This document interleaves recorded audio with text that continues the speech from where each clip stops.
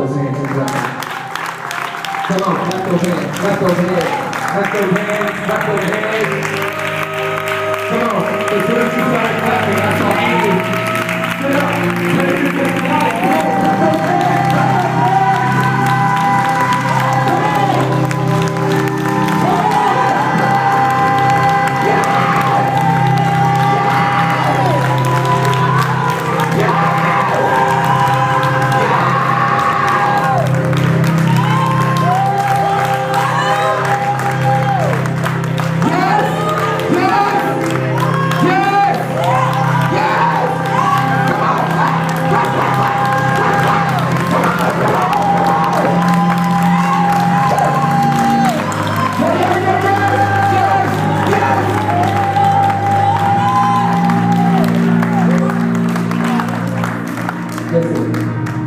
Challenge the Lord.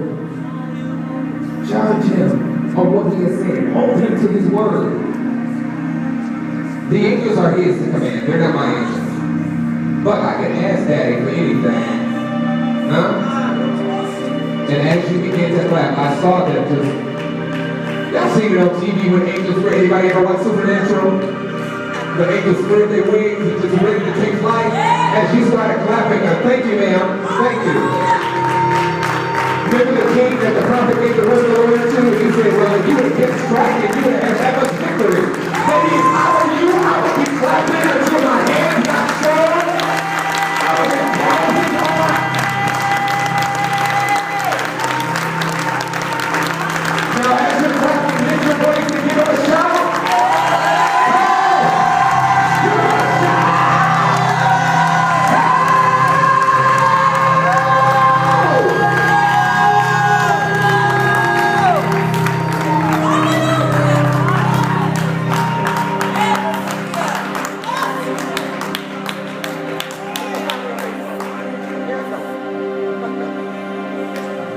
I hear something right here. They call it a sweet quietness. Here, this, I just want to sit for just 1 second. Just stay standing. Don't sit. But don't say anything. I just want you to close your eyes just for a second.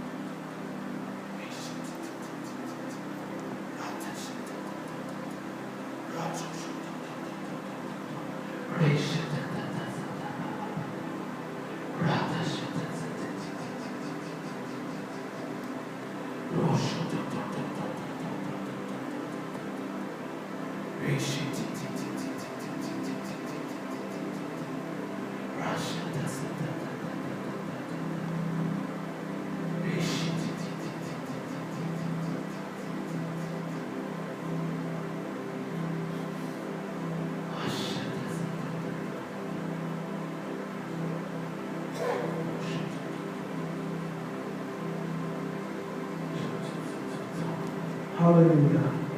Let's put our hands together for him. Hallelujah. Yeah, we love my friend Dr. Ron Shipman. Did we enjoy him? So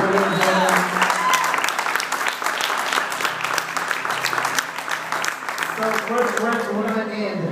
But we're going to do two things at one time. I'm going to have Brittany come and she's going to tell us what the Lord gave her while she was doing her prophetic painting over the night. But I need us to get another little dollar or something on our hand. we at least want to give Prophet Ray a hamburger. Amen. He blessed us tonight, didn't he? Amen. Didn't he bless us? Amen. I believe the prophet is working for the prophet more. Amen. So let us get something. Let's just bring something, whatever we have. And Freddie, come on, what the Lord say?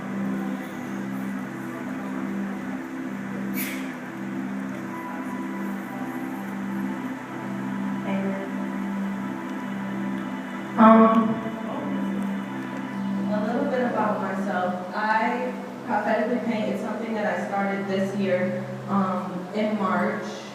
I'm a visual person. I see from God, and I don't necessarily hear words. I visualize and I interpret all in one time. So that's where the painting came into play. I used to do a lot of praise dancing and things of that nature, and I wanted to branch off. I had just a strong feeling to kind of branch off and try some other things. With that being said, boom. I don't know anyone here other than Prophet Cedric, that's my brother. I mean my cousin. But so I was like, I'm going to do this because I've only done this at my home church where I know everybody and I know what they're going through and I know I'm familiar. So it was kind of very different for me to come here and not be familiar with anything. As well as many times when I paint, if God puts someone in my spirit, then I will go ahead and give them the painting. So that was different too because I didn't know anyone here. But, and I'm new to this stuff, bear with me. Before I do this with the red hair, you next to her, you next to her, this row is so beautiful.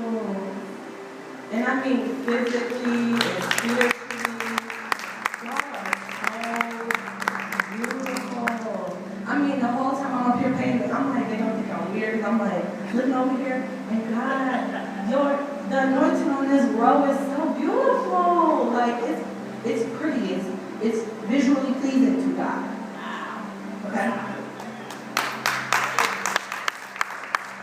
No? Good. Yeah, no? Glasses and blue hair. You're not there. Before I came in today, earlier I was at Michael's buying paint, and I had a feeling to come get some sand.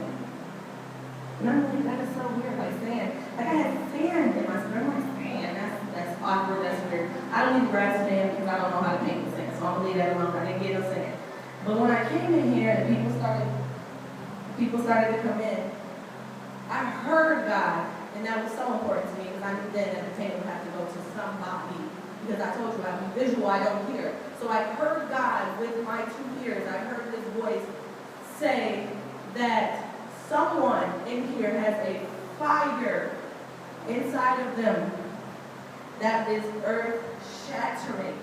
And they may not know about it, but it is earth-shattering. Ah! Glory to God! I'm telling you right now. It is earth-shattering. And so, I don't know a lot about weather and all this and that, but lately I've been on a weather kick with my paintings. But when an earthquake happens, it happens on the outside, the outer part of the world, but it starts in the core of the earth. It takes time and place, begin to move. Something begins to move in the core of the earth. The core, which is the smallest, deepest part of the earth, something begins to move and it causes whatever region it is in to be earth-shattering. Buildings fall and roads drop down and all sorts of crazy stuff happens. Earthquakes happen. That is what is going to happen for you.